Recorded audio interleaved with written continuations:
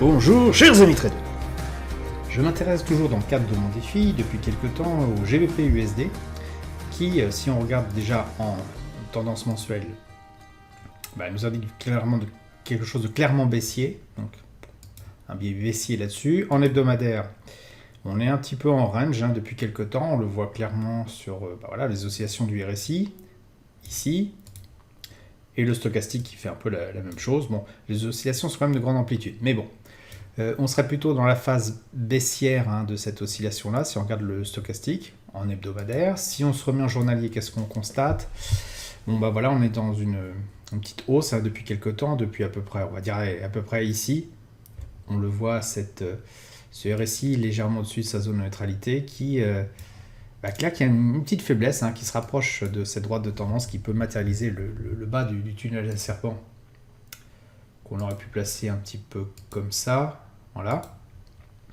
Et donc moi ce que je vais guetter dans le cadre de l'unité de temps supérieure qui est quand même baissier, c'est une cassure de ce tunnel pour ensuite soit une consolidation, soit une figure, enfin quelque chose qui se construit pour ensuite quelque chose de baissier. Donc ça peut prendre quand même quelques jours. C'est pour ça que je vais faire cette vidéo en plusieurs étapes. Moi ce que j'envisage c'est quelque chose comme ça d'assez puissant. Donc une cassure effectivement du RSI, sa zone de neutralité. Alors bon, on l'a vu par le passé, c'était pas vraiment pile les 50, ça pouvait être un peu en dessous, donc il faut quand même être prudent. Et j'aurais plutôt effectivement quelque chose comme ça, donc une hausse puis après une baisse. Donc quelque chose, oui, comme ça. Et qui donc en une heure devrait se manifester déjà effectivement par la cassure de cette droite de tendance, c'est un peu ce qu'on vient de faire, mais il n'y a pas encore eu de confirmation. Si on regarde l'évolution du RSI et du stochastique, on constate finalement qu'on est dans quelque chose d'assez haussier en une heure pour l'instant, donc il n'est pas encore temps de se positionner à la vente. Donc même scénario un petit peu plus visible, je dirais, sur le H1, ça va être de voir une vraie cassure, donc quelque chose comme ça, un pullback. Et à ce moment-là, ça sera intéressant de se positionner sur quelque chose relativement long terme, puisque la base de l'unité de temps supérieure serait quand même le journalier. Donc ici, on aurait le stochastique qui ferait quelque chose comme ça, peut-être, hop, hop, avec une tendance à rester en bas, ou qui resterait même carrément directement en bas tout le temps. Donc c'est ça ce que j'envisage et ce que je vais surveiller. Pour l'instant, on en est loin. Si on s'amuse à regarder quand même en 15 minutes ce que ça donne, bon, on voit clairement que c'est trop tôt. Ici, on est toujours en range. C'est un range qu'on pourrait regarder d'une autre façon. On pourrait le voir comme ça, simplement. Puisqu'on le voit, on est en train d'osciller autour, de part et d'autre, de la zone de neutralité. Donc trop tôt pour l'instant. Toutefois, quand le signal sera relativement évident en H1, c'est-à-dire une belle cassure, et puis le RSI qui fait ça, il sera intéressant de se positionner lorsqu'on se rapprochera de la zone de neutralité pour une première position à la vente. Donc la suite au prochain numéro. Donc nous sommes le 21 septembre 2020, donc un lundi. Le marché a rouvert ce week-end, cette nuit. Le GBP USD n'a pas exactement fait ce que j'avais prévu, je le rappelle vite fait. Voilà, j'avais anticipé une éventuelle cassure à peu près ici et un rebond sur le RSI avant que ça reparte vers le bas. Bon là, ça s'est un peu transformé en range, donc il ne s'est rien passé du tout. Ici, on n'est pas forcément mieux en termes de positionnement, mais si on regarde à la fois en journalier et en horaire, on voit effectivement que le scénario quand même que j'envisage sur peut-être un peu plus long terme est potentiellement en train de se réaliser, puisqu'on a un rebond technique et là quelque chose qui a l'air de tenir. Donc bon, moi j'envisage effectivement en anticipant peut-être un petit peu le rebond du RSI vers le bas, et cela s'inscrit en plus dans une tendance hebdomadaire, voilà, où finalement on a un mouvement en cours, un momentum baissier. Donc combien de temps ça va durer, je ne sais pas, puisqu'on est effectivement en range en hebdo, mais l'idée c'est bien sûr d'intervenir en 15 minutes, donc on peut se limiter effectivement à un momentum un petit peu plus restreint dans le temps. Quoi qu'il en soit, donc mon scénario est toujours le même, cassure on appelle ça une divergence baissière qui vient de se casser, se valider par une cassure du RSI au niveau de sa zone de neutralité, pullback dessus, a priori un rebond vers le bas, donc quelque chose de bien orienté, et puis bien sûr en une heure, on a ce scénario effectivement de rebond qui a l'air de se mettre en route. C'est peut-être un petit peu tôt, il aurait peut-être fallu attendre quand même une vraie cassure, quelque chose un petit peu plus comme ça, ce qu'on a plus ou moins là en ce moment finalement. Oui, c'est un peu ça. On a une cassure, elle n'est pas confirmée. Voilà, cassure, pullback et retour vers le bas. C'est un petit peu faiblard, donc ça peut être un piège, mais bon, je tente le coup. Avec deux positions de un lot, de mini lot hein, de GBP USD. Donc le risque total est à 50 $, tout à fait acceptable par rapport au capital, même si c'est un petit peu élevé. Le premier ordre a un take profit, le deuxième n'en a pas, et tout ça est basé donc sur au niveau du stop loss, non pas sur le 1 heure, c'est ça que je cherchais, c'est sur le 15 minutes, voilà. Tout simplement parce que sur le 1 heure, la position, le stop loss aurait été trop éloigné et ça m'aurait fait prendre un risque trop important par rapport à mon capital, mais là c'est tout à fait acceptable. Donc en 15 minutes, le stop loss est sur 3 fois l'ATR en distance par rapport au plus haut, et le take profit correspond à cette même distance reportée en dessous. Donc voilà, ce qu'on envisage, c'est premier scénario où tout se passe bien, c'est que le take profit est atteint, il neutralise ensuite le risque de ce trade, puisque si on touche 25,90 € et qu'après, c'est des dollars, et qu'après le prix repart toucher le stop loss, et bien en fait le risque se neutralise au frais près, donc ce qui me laisserait plus serein, et bien sûr à chaque fois qu'il y a une nouvelle oscillation, s'il y en a une, ça serait de rajouter au pot avec un ordre avec un stop loss et un take profit. Donc au cours de ce scénario, on va voir si cela se réalise, et bien sûr il y a toujours le scénario où ça se passe pas bien du tout, auquel cas le prix reflue directement vers le nord et touche mon stop loss et me fera perdre à peu près 50 $. Donc la suite au prochain numéro. Donc 9h33, mon take profit a été atteint, le 1, donc ce qui fait que le stop loss, j'y touche pas et donc il neutralise mon trade. Si jamais il revient sur le 0, je serai à 0, voire un petit peu en perte avec les commissions. Ce qui est intéressant de voir, c'est je suis pas forcément rentré au bon moment, je suis même rentré au pire moment, tout en bas d'une baisse. Et finalement, le prix est reparti contre moi, mais j'ai rien fait avant de repartir dans mon sens. Si on regarde en 5 minutes, c'est beaucoup plus stressant de voir qu'on achète ici, que le prix repart contre nous, avant de repartir dans mon sens. Maintenant, il faut avoir foi dans la méthode, ça ne marche pas à chaque fois bien sûr, mais la méthode, qu'est-ce qu'elle dit? Elle dit que tant que dans l'unité de temps supérieure, mon indicateur technique RSI, la fameuse puissance du moteur de l'avion, est inférieur à sa zone de neutralité, ça veut dire que tout est fait pour que l'avion continue de descendre. En théorie, bien sûr, tout peut arriver, mais voilà, les probabilités sont quand même pour nous, dans notre sens, et donc ça s'est passé. Donc là maintenant j'ai un trade qui est neutralisé, et éventuellement je pourrais ajuster le stop loss pour qu'il compense les éventuels frais que je vais avoir si je garde la position en intraday, plusieurs jours, voire même, parce que là mon stop loss il a un coût, c'est un stop loss garanti, peut-être de 2 ou 3 euros, donc il faudra peut-être que je descende. Bon là il est trop tôt, quoi qu'il en soit, je suis quand même plus serein maintenant de laisser courir le prix et de couper mon écran jusqu'à ce que je revienne et je vois un petit peu ce qui se passe d'ici quelques heures.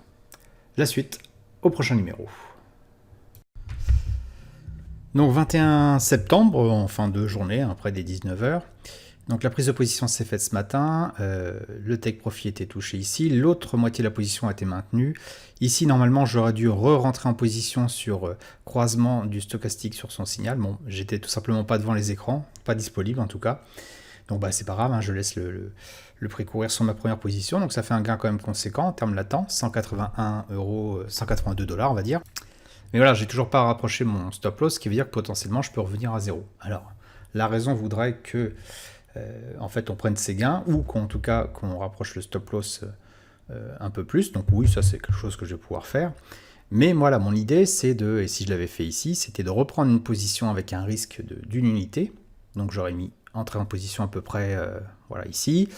Le stop loss sur les 3 ATR ici pour toucher vraisemblablement l'objectif à nouveau ici. Et maintenir la première position. Donc là, ça, c'est pas fait. Ici, on est en train de voir un retournement potentiel du stochastique à nouveau par rapport à son signal. Donc je vais reprendre une position. Donc là, on est sur un lot. J'attends quand même que le signal se confirme. Si je devais prendre une position, donc il y aura un take profit, ça serait, donc là, je vais l'effacer volontairement ici pour ne faire apparaître que le début. Je cache, ce qui ne me sert plus. Et je vais remettre un Fibonacci entre ici puis à peu près là. Ce qui ferait un risque, si j'entre en position tout de suite, de 56 $, à peu près ce que j'ai pris comme risque ce matin. Voilà. Donc je ne vais pas le faire tout de suite parce que j'attends une confirmation déjà que la bougie se termine, ce qui devrait arriver d'ailleurs dans moins d'une minute. Ici, le stochastique est encore au-dessus de son signal. Si on regarde en unité de temps inférieure, en M5, qu'est-ce qu'on voit? Effectivement qu'on a un mouvement de rebond vers le bas. Donc de très bon augure. Et si je regarde en unité de temps supérieure, en H1, eh bien on voit bien que effectivement le scénario que j'envisageais, donc à savoir que le RSI allait plonger, ça s'est juste passé un petit peu plus tard que prévu, on a envisagé donc effectivement quelque chose comme ça. Une baisse qui a eu lieu, pullback qui est en train de se former, et puis potentiellement, hein, c'est ce que j'ai envisagé, un scénario continuant hein, dans la baisse. Au niveau d'unité de temps encore supérieure, en journalier, ça se traduit par quoi? Ben voilà, par ce fameux cassure de RSI après, de sa zone de neutralité après une divergence baissière donc qui se retrouve validée. Un pullback, et là ben, on est pleine balle en train de potentiellement de faire une belle descente tout en bas. Et je suis en train d'utiliser de l'argent que j'ai gagné en fait finalement. Donc c'est pas mon capital, c'est de l'argent que j'ai gagné pour prendre ce risque. Hein. Si mon stop loss là est touché, je vais tout simplement me retrouver avec 158 $ moins les 50 que je vais perdre si ça a lieu. Donc finalement avec un bénéfice qui restera quand même d'environ une centaine de dollars. Je rappelle que dans le stratégie en direct le trading, dès qu'un stop loss est touché au cours de ces phases de rebond, eh bien on ferme toutes les positions. Donc, ça se traduit par quoi? Déjà tout simplement que quand ce stop loss là est touché, je ferme notre position. Alors ça pourrait dire effectivement, ça peut vouloir dire je rapproche le stop loss initial sur le même cours que sur le même stop loss que la deuxième position, on peut faire ça. On peut aussi tout simplement attendre que ça arrive et puis clôturer la position, c'est plutôt ce que je vais faire là. Et là donc je passe mon ordre, hop, tout de suite de vente, hop, pour ajouter au pot. Vente au marché exécuté. Parti. Et on va voir ce qui se passe au prochain épisode. Donc de retour sur le GBP USD, donc on a finalement eu effectivement après cette deuxième entrée en position un peu tardive, hein, j'aurais préféré prendre celle-ci, mais bon, j'ai pris celle-là, c'était pas au meilleur moment. Le stop loss néanmoins n'a pas été touché, le take profit a été touché ici, ce qui fait que voilà, j'ai empoché donc un petit gain.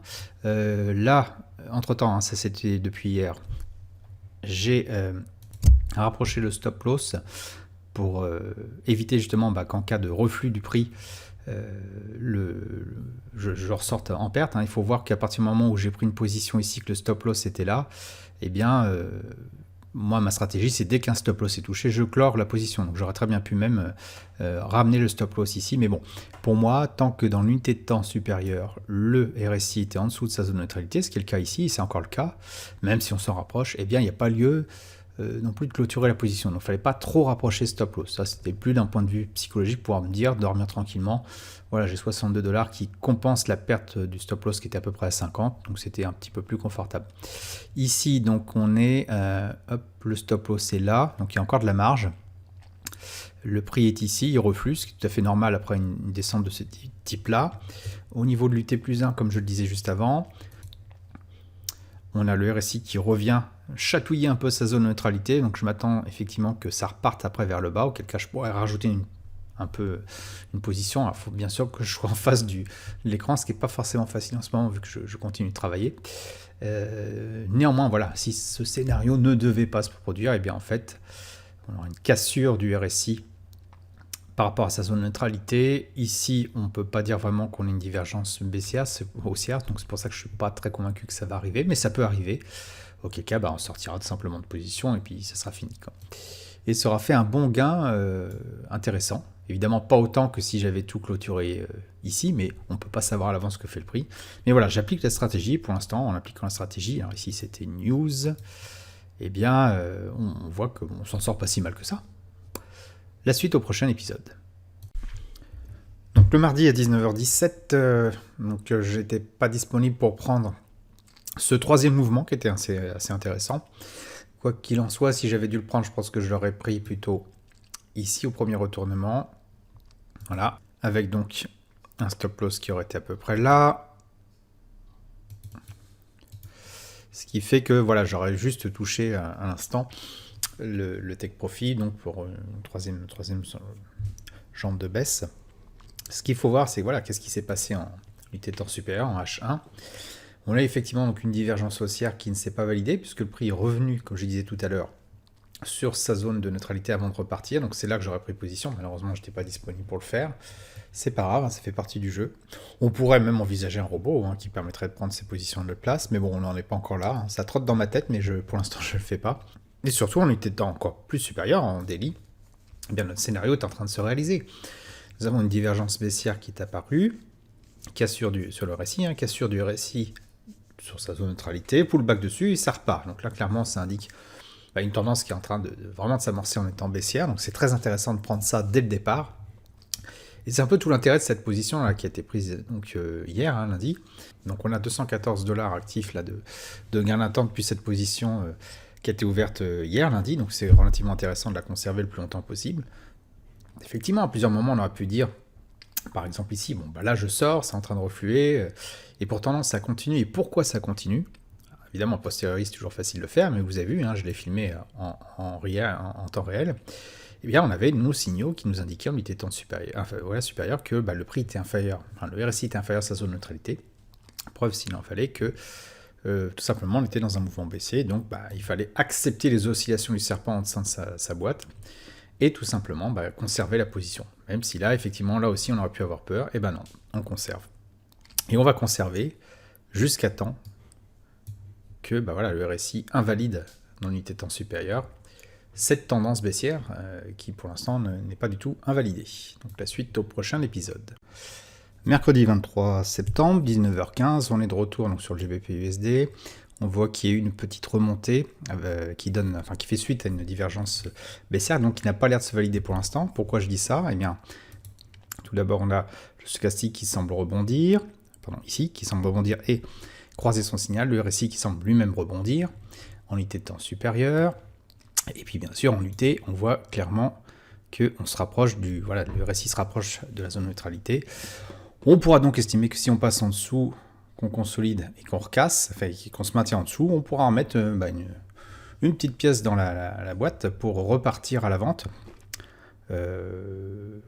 et compléter donc la position actuelle, donc qui est pour l'instant en gain latent de 199 $.